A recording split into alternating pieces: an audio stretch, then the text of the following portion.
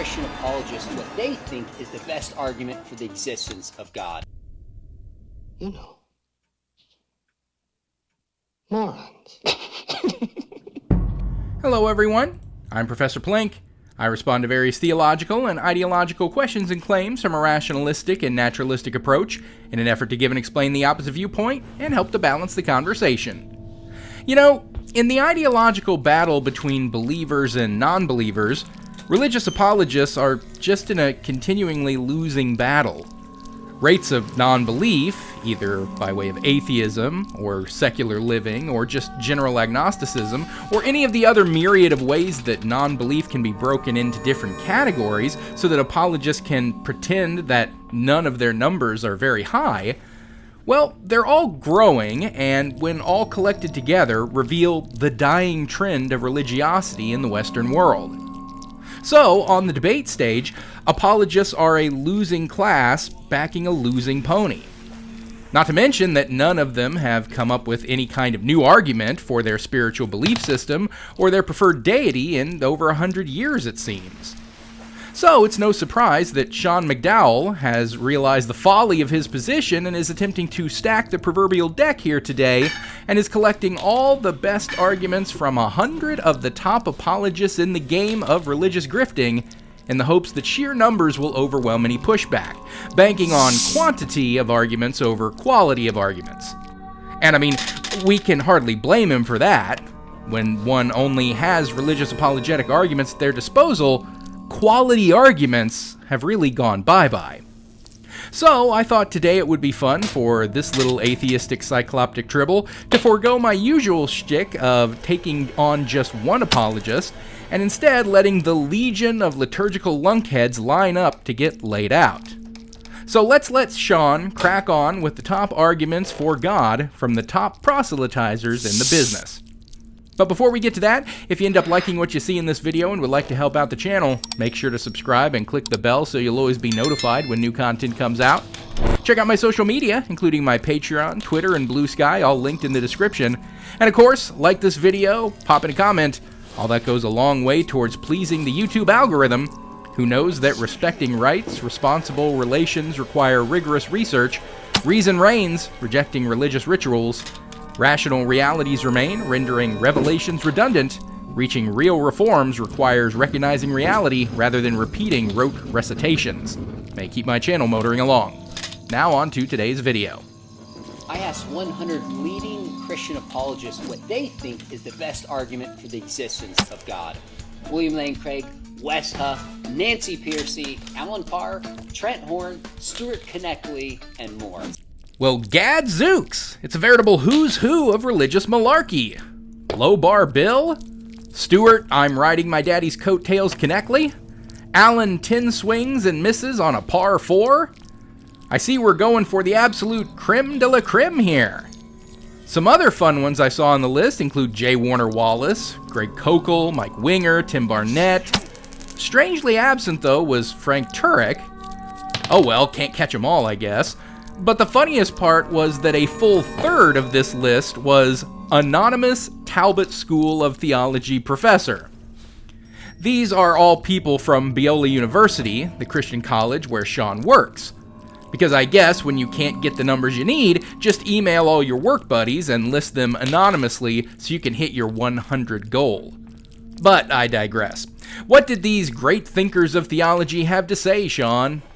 Let's start with the smallest category, which I've dubbed existential. These are kind of personal encounters or experiences with God. So for example, this is one that surprised me. The great John Lennox said a transformed life he considers the best evidence for the existence of God. By transformed life, we mean somebody whose life is broken in some sense and then is transformed by Jesus.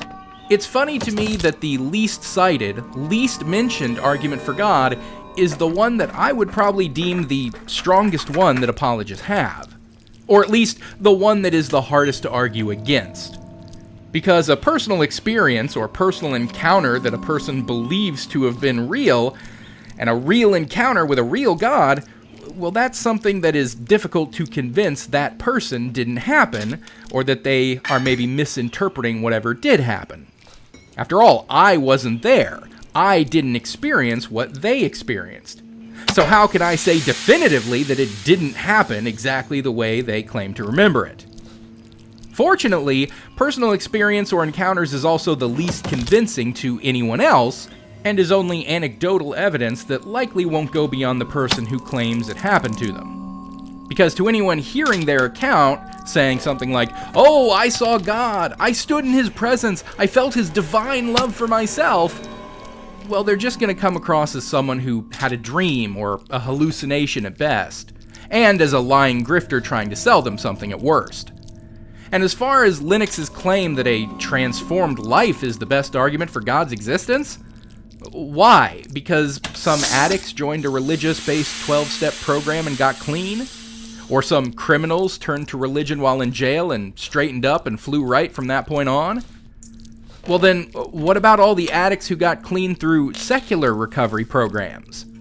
What about all the people who changed their lives without appealing to a god or religion in order to do so?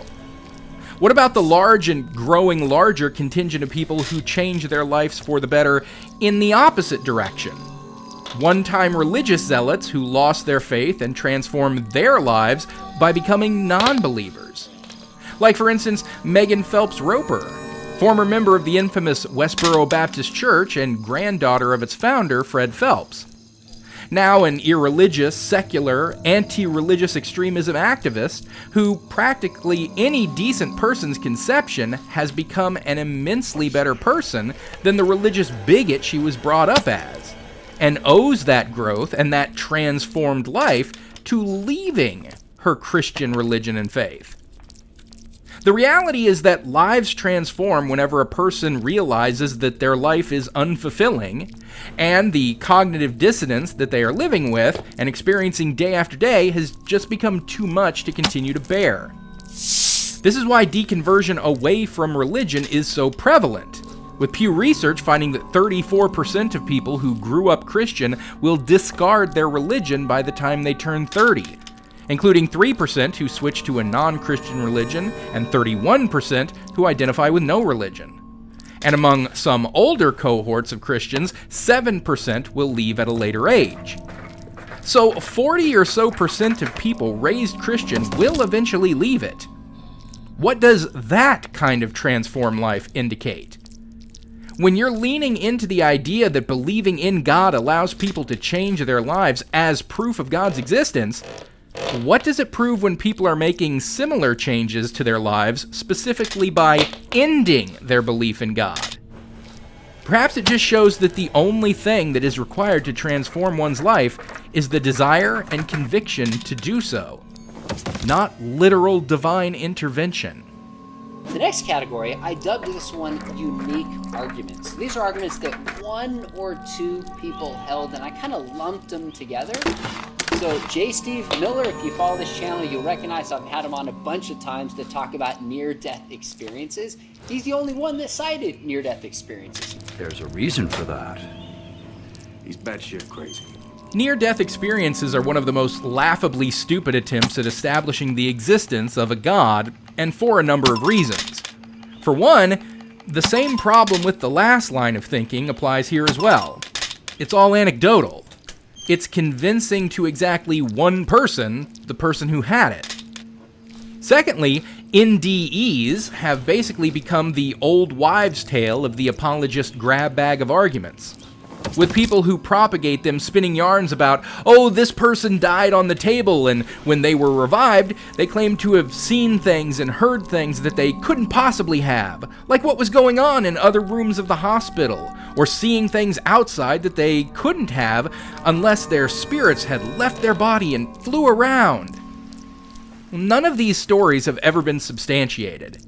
Every story of NDEs that seem to showcase an impossible out-of-body experience are stories relayed by apologists who have a vested interest in establishing NDEs as a supernatural experience, telling stories that they heard from other apologists about secondhand hearsay accounts of some unidentified patient who allegedly said they saw something spooky while flatlined.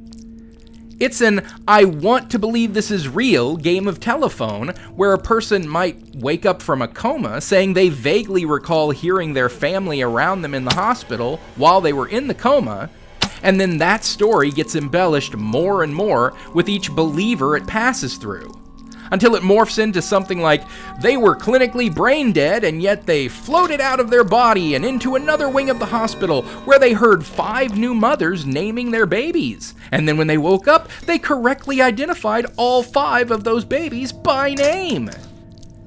There's nothing there but fanciful stories backed up by nothing, rumor, conjecture, and hearsay accounts. Then, of course, there is the little problematic nugget of there being far more likely explanations than anything supernatural to explain NDEs.